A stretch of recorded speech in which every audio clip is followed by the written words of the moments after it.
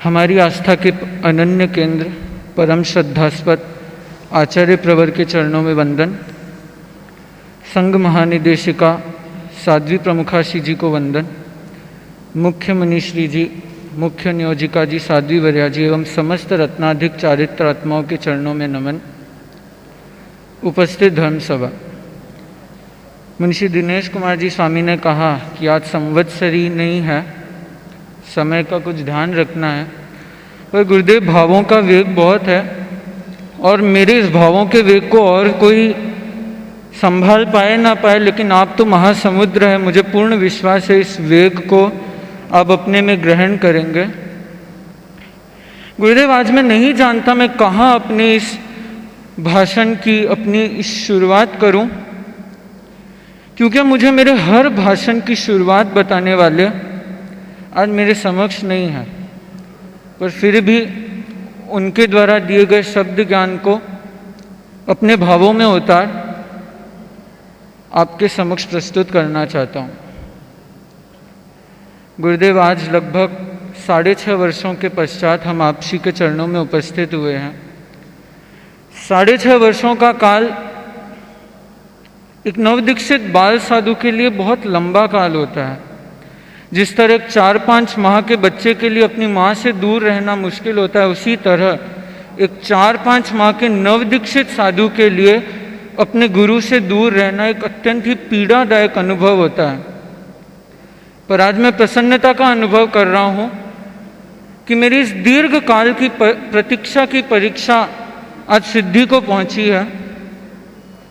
गुरुदेव, इस प्रतीक्षा की परीक्षा में अनेक उतार चढ़ाव आए, आरोह अवरोह आए, सम विषम परिस्थितियां आई, लेकिन इन सब में अगर किसी चीज़ ने मेरा हमेशा साथ दिया तो वो आप थे।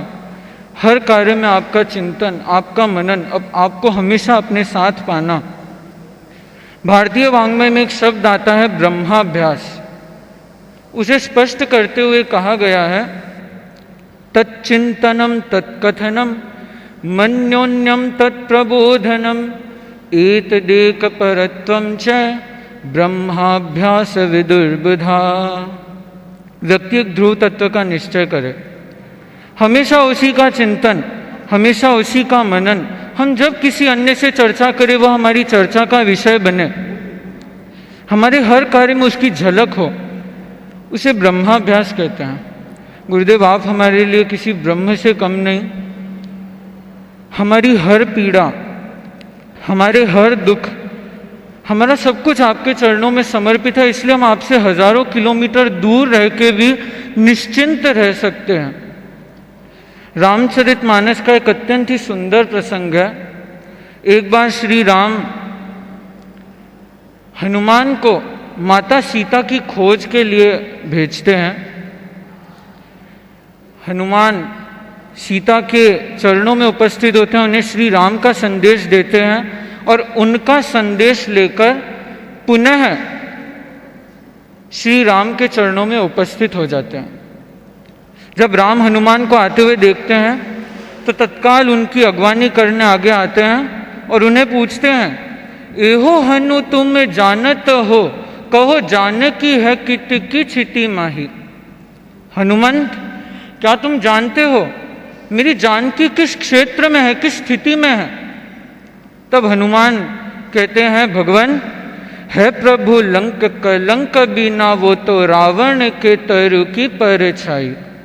प्रभु, वह तो निष्कलंक रावण की अशोक वाटिका में सानंद प्रवास कर रही है।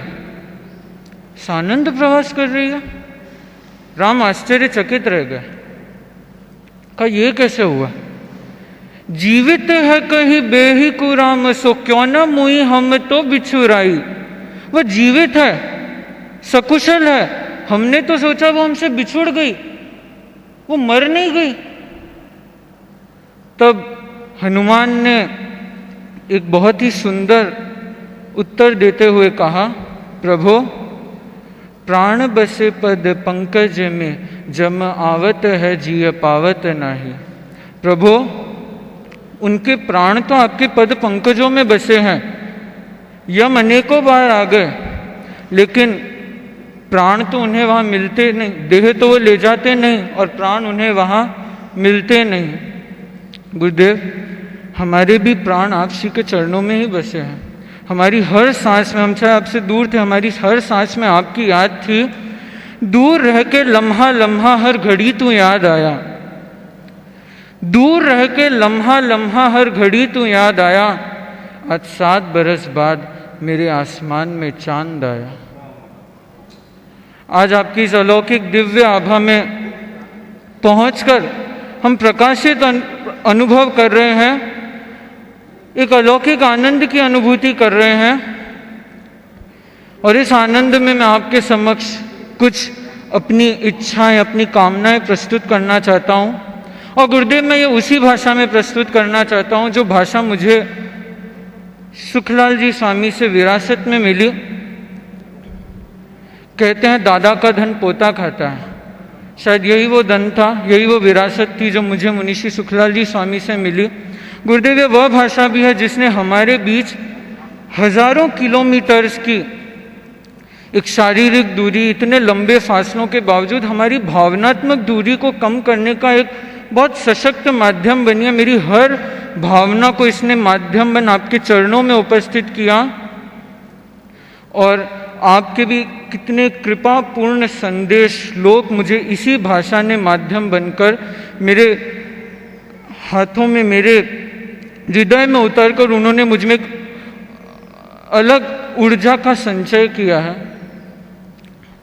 संचार किया है। तो गुरुदेव, उसी भाषा में मैं कुछ कहना चाहता हूँ। अद्याहम भवताम श्रीमताम चरणयोः समुपस्थितः जातः तत् भवद्भिः कांचन वरान कामये भवताम चरणानां पवित्र रजोभिः स्वालिकेहम अक्षय तिलकम निर्मित साम्य। भवताम ऊर्जायाः अजस्र स्रोत प्रवाहक हस्ताभ्याम में मस्तम झंकृतम कारयितुम इच्छामि। भवताम करुणामयी दृष्ट्या प्रतिपलम अभिशिष्णासामि। वंदे गुरुवरम श्रद्धा सिक्त स्वरमिमं समस्त भूमंडले गुंजायमानं चिकीर्षामि। भवतां कराणाम अवलंबनं भूत्वा स्वयं निर्भरोहम बुभूषामि। एवं सर्वस्मात् महत्वपूर्णा कामना यत अबोध बालक सदृशः पुनोंजसा मुखे ग्रासम जिघृक्षामि। तत्सर्वमूल्य क्षणान् प्रेप्सामि यान दुर्भाग्यवशेन अस्मात् षड्वर्ष पर्यंत कालात् नानुभवितुम शक्नुवम्। एवं विश्वस्तोस्मि यत् महोदधिः मह्यमपि मे लघुपात्रं भर्तुं पूर्ण समयं प्रदास्यते। अस्माकं वियोगः साधिक 6 वर्षाणाम् आसीत्। तत् संयोजिकः घटिकः वियोजिकः उल्लंघेरन् वरमिममेव कामयेहम्। गुरुदेव, आपके समक्ष मैंने अपनी कुछ भावनाओं को प्रस्तुत किया। यद्यपि आपके उपकारों की श्रृंखला अनंत है, यह भी आपकी विशिष्ट कृपा है कि मुझे शासन श्री मुनीषी सुखलाल जी स्वामी जैसे विद्वान अनुभवी वृद्ध मुनि प्रवर के पास में शिक्षित, परीक्षित और समीक्षित होने का अवसर प्रदान किया। गुरुदेव, जब आपने मुझे मुनीषी को दिया, ना मुनीश्री मुझे जानते थे ना मैं उन्हें जानता था, हम दोनों अनभिज्ञ थे। शुरू के 4-5 महीने तो शायद मुनीषी मुझसे कुछ बात भी नहीं करते थे, इस भय से कि इस छोटे बालक को यदि मैं कुछ कह दूंगा तो कोई इसे बुरा ना लग जाए। लेकिन जब हमारी विदाई की वेला आई तो महाराज को अंदर से पीड़ा हुई। मुनीश्री ने मुझे कहा, जयेश, अगर तू चाहता है तो मैं गुरुदेव से खुद जाकर अर्ज करूंगा कि वो तुझे अपने साथ रखे। मैं नहीं चाहता कि मेरे कारण एक छोटे बालक को अपने गुरु का विरह सहना पड़े। पर मैंने उनके चरणों में निवेदन किया, महाराज गुरुदेव मेरे लिए जो भी कराएंगे वह मेरे लिए शुभ ही होगा, कल्याणकारी ही होगा। और इसी के साथ हम आपसी से अलग हुए, आपसे बहिर्विहार में चले गए। उसके बाद मुनीषी ने जिस निष्ठापूर्वक मेरे लिए अपना समय नियोजित किया, मैं महाराज को कई बार कहता कि महाराज मैं कितना अभागी हूँ कि आपकी इतनी वृद्धावस्था में मुझे आपसी के पास आने का सौभाग्य मिला। यदि कुछ पहले आता तो न जाने मुझे और कितनी कुछ चीज़ें सीखने को मिलती, पर महाराज मुझे हमेशा ये कहते तू सचमुच सौभाग्यशाली है। शायद तू पहले आता तो मैं तुझे उतना समय नहीं दे पाता, मैं खुद अनेक कार्यों में व्यस्त था, लेकिन आज जब तू आया है मैंने सोचा था मैं पूर्णतया निवृत्त हो जाऊंगा, लेकिन उस समय गुरुदेव ने मुझे मेरे जीवन का सबसे बड़ा कार्य सौंप दिया, एक बाल संत के जीवन निर्माण का। और उनकी उस कार्य के प्रति इतनी निष्ठा थी, वे रात में 2 बजे भी अगर कभी दृष्टि भ्रम के कारण मुझे अपने बिछाने पर नहीं पाते तो पूरे भवन में खोज कर लेते जयेश कहाँ है। वे अणुव्रत के एक धुरंधर संतों की कड़ी में विशिष्ट पहचान रखते थे। उनकी कई लोग कहते थे कि उन्हें सपने में भी अणुव्रत दिखता है, लेकिन गुरुदेव मेरा सौभाग्य था कि अंतिम वर्षों में उन्हें सपने में भी मैं दिखाई देता था। वे रात में कई बार तीव्र ध्वनि करते हुए कहते जयेश जयेश। मैं महाराज के पास जाता, महाराज क्या हुआ? कहते कि मुझे एक बहुत बुरा सपना आया, मैं तेरा हाथ पकड़ के कहीं जा रहा था, अचानक तेरा हाथ कहीं छूट गया। मैंने बहुत खोज की, मैं मधुकर जी स्वामी के पास भी चला गया, उन्हें कहा कि महाराज जयेश नहीं मिल रहा। वो खोजने लगे, मैं तुझे जोर जोर से आवाज़ देने लगा और इतने में तू आ गया। गुरुदेव सपने में शायद मैं उनका हाथ छोड़ के चला गया था, लेकिन असल जिंदगी में वो मेरा हाथ छोड़ के चले गए। खैर नियति को यही मंजूर था। एक बाल शिष्य को सिर्फ शिक्षण प्रशिक्षण की आवश्यकता नहीं होती, बल्कि उसे उसकी परिचर्या करने वाला, उसका हर तरह से रख रखाव करने वाला भी अपेक्षित होता है। मुनिश्री मोहजीत कुमार जी स्वामी ने जिस तरह से एक माँ की तरह मुझे इन वर्षों से, इन 7 वर्षों से पाला है, ठंड के दिनों में कहीं मेरा हाथ एलवान से बाहर तो नहीं निकल गया, किसी प्रकार के कोई मच्छर तो मुझे नहीं काट रहा, कहीं मुझे मेरी नींद में व्यवधान तो नहीं पड़ गया। एक बार तो जब रात में मैं उल्टी कर रहा था तो बिना अग्लान भाव के उन्होंने कहीं मेरे कपड़े खराब ना हो जाए इसलिए अपने हाथ आगे कर दिए। सचमुच ऐसी सेवा, ऐसी एक बाल साधु की ऐसी सेवा होती है, तभी धर्म संघ में बाल संत विकास मार्ग पर आगे बढ़ पाते हैं।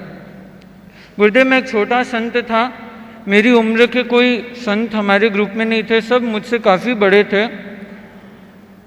तो मुझे कभी अकेलापन महसूस नहीं हुआ, इसलिए बड़े महाराज तो बिल्कुल बच्चे बन गए थे, लेकिन मुनीषी भव्य कुमार जी स्वामी ने भी एक बड़े भाई के रूप में मेरा साथ निभाया। और आज के समय में जब भाइयों में आपस में कलह होता है, आपस में ईर्ष्या की भावना आती है, कोई आगे चला जाए तो वो आगे कैसे चलागा, लेकिन मुनीषी भव्य कुमार जी स्वामी ने मेरी हर सफलता को अपनी सफलता माना और मेरी हर कामयाबी पर मुझे और ऊंची कामयाबी पर चढ़ने के लिए प्रेरणा दी, और सिर्फ प्रेरणा ही नहीं दी बल्कि सबल सहारा दिया।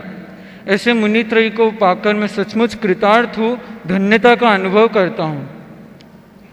हम काफ़ी दूर थे गुरुदेव, काफ़ी फासला था, और कई बार होता है कि एक छोटे संत के इतने दूर होने पर शायद गुरु के मन से वो ओझल हो जाए, लेकिन जिस तरह आपने इन 7 वर्षों में मेरी सार संभाल की, किसी ना किसी रूप में मुझे प्रेरणा दी, प्रोत्साहन दी, और जो श्लोक दे रहा है, जो पत्र दे रहा है, वो सचमुच मेरे लिए एक ऑक्सीजन की तरह, एक बूस्टर डोज की तरह काम करते थे।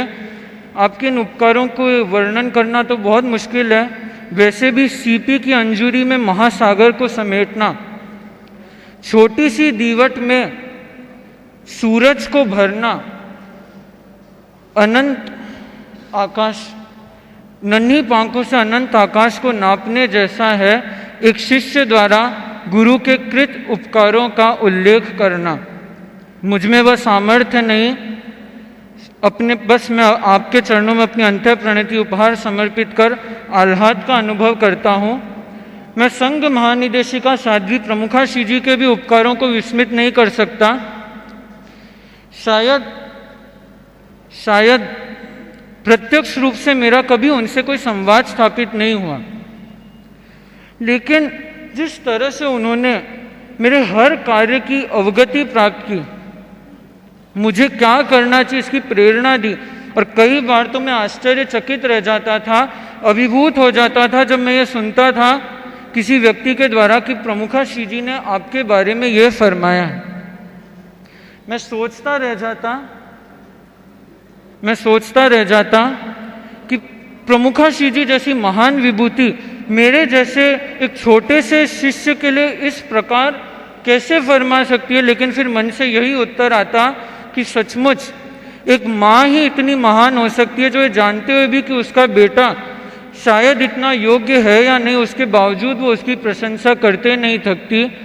माँ, सचमुच आपके इस मातृत्व के प्रति मैं नतमस्तक हूँ और यही कामना करता हूँ कि आपकी यह ममता में ही साया मुझ पर इसी तरह बना रहे। गुरुदेव, मैंने आपके चरणों में अपनी कई भावनाएं प्रस्तुत की, and as I have reminisced all those past 7 years of my life, I want to ask few favors in a language which is touted to be the Gen Z future language. Gurudev, we all know you are moving ahead towards Bhilwara. It's a place where I have lived a lots of golden moments of my life.